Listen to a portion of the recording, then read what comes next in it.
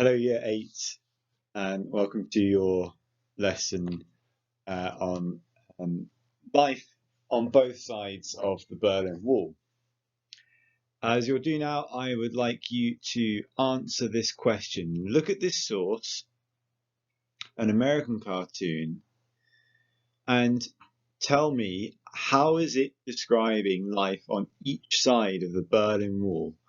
Look carefully at the man. Look at how his clothes are drawn. Okay, and look at which side of the wall the two halves of the man are in, and write me an answer that describes how he is, how this suggests he is living and what life is like on each side of the wall. If you haven't done that already, please could the teacher pause the video here and do that now. Okay, and hopefully some of you have managed to do the extension questions as well. Obviously, this cartoon is showing the extent to which people are poor and wealthy in kind of exaggerated ways. It's suggesting that Berliners, represented by the man, are split in half by this wall, and whereas on the western half they are still affluent and wealthy, on the eastern half they are poor and destitute. Very straightforward message. You will remember, hopefully, that East Germany is controlled by the USSR, the communists, and that West Berlin, Western Germany, is controlled by a coalition of the UK, Britain and France, and they are capitalists and democratic.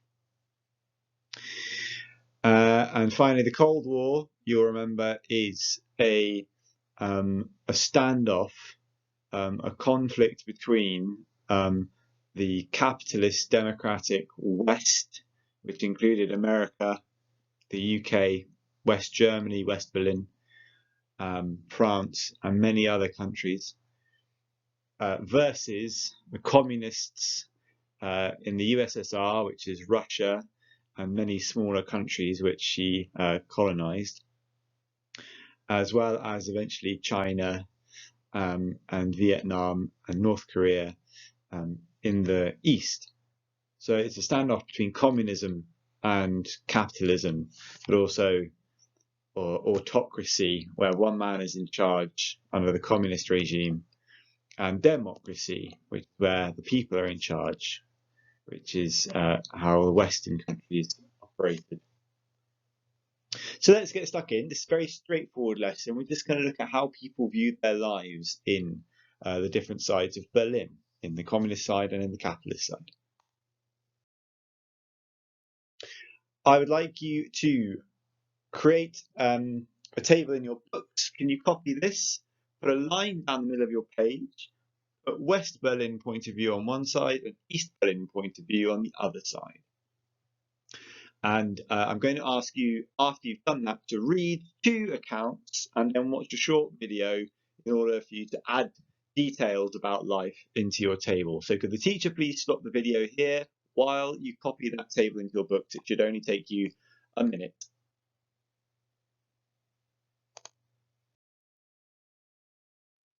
All right, now that you've got your table, please can you read what Max has to say about life in West Berlin? Add bullet points of all the details about how he describes his life.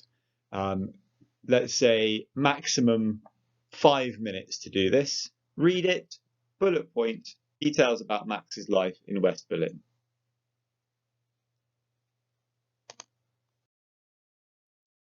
Okay, so you've got a very probably a positive view at the moment of life in West Berlin, but with the shadow of things happening in the east of Berlin.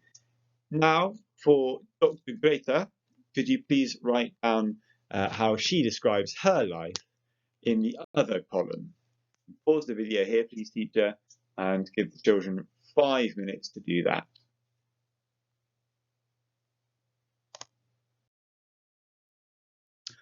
Okay, And finally, I've got a short video for you here.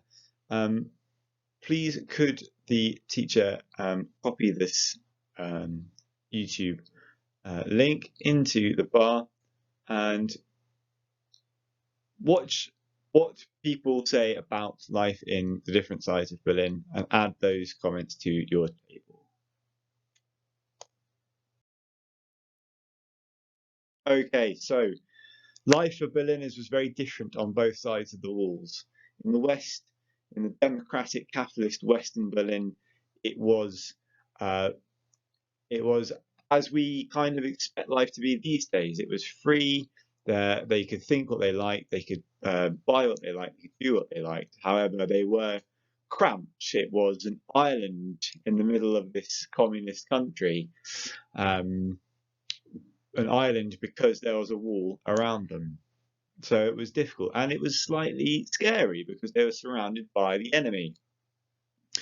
Whereas in the East, it was equally scary because they were watched by the secret police. They could not live their lives as they wanted. They had to follow the rules of the government, and things were hard. There was not as much affluence. There was not as much money going around because of the communist system.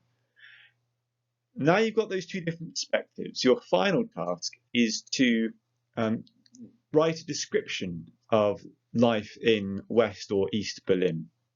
I want you to choose which side you'd like to write about, West or East, and imagine that it's 1962 and the Berlin Wall has existed for a whole year. Okay, your city has been cut in half by this concrete monster. Using your notes, can you write an account of your life in your half of Berlin? And use these sentence starters to help you. Okay, first of all, describe what life is like for you in your half of Berlin. Say what your name is, where you live, what your job is, how life is day to day, how free you are, what you believe in, etc. And then explain why you think the Berlin Wall was built from your perspective. If you're a Western capitalist, you're going to say the Berlin Wall was built to stop the Eastern Germans defecting from the terrible hardship of communist East Germany to the lovely free Western Berlin. But if you're a communist in the East, you might say the Berlin Wall was built to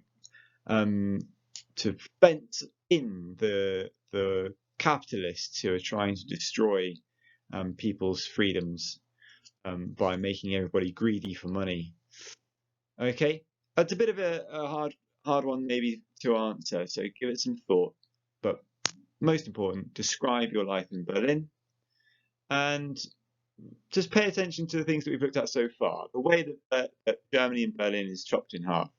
Look at that source again. Think about that man and how he's described in that image that you looked at the beginning. And also, I've put in a table for you, a source, which shows a graph, I should say, which shows the number of people crossing the wall from East to West Germany.